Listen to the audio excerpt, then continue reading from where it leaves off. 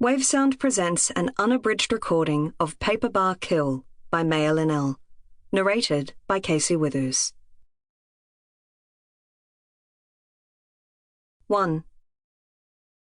Diana McIntyre swiped a dusty sleeve across her damp forehead, tucked her trowel back into her tool belt, and proudly assessed her day's work.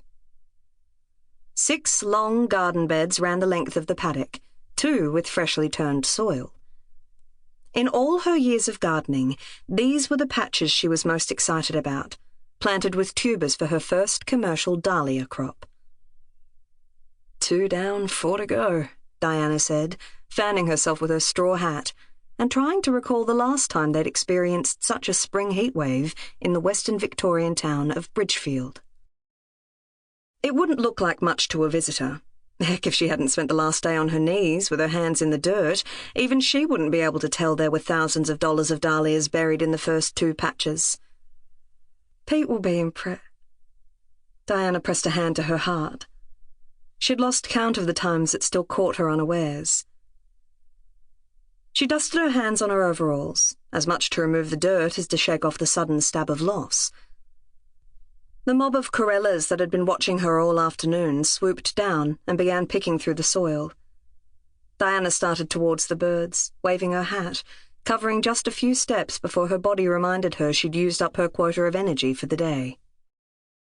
The gate hinges creaked as she walked from the dahlia paddock into her house garden. Diana snipped a bloom from the flourishing Abraham Darby rosebush, willing the scent to distract her.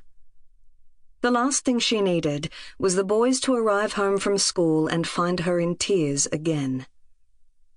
Fresh starts, she reminded herself, cradling the bloom as she ascended the steps to her weatherboard farmhouse.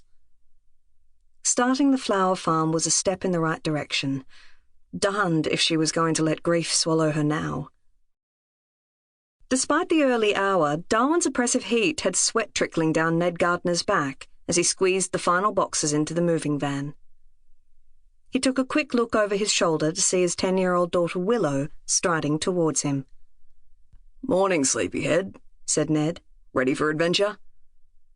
Willow pushed her glasses back up her nose and lifted an eyebrow. "Are you sure Stan's going to make it through the Red Centre?" Ned turned and met Willow's doubtful stare. He crouched down, smoothed her jet-black hair behind her ears, and unfolded her scrawny arms. "Sure as eggs," he said. "Has Stan the van failed us yet?" "I'll miss the fresh mangoes," Willow said, nestling into his embrace. Sample complete. Ready to continue?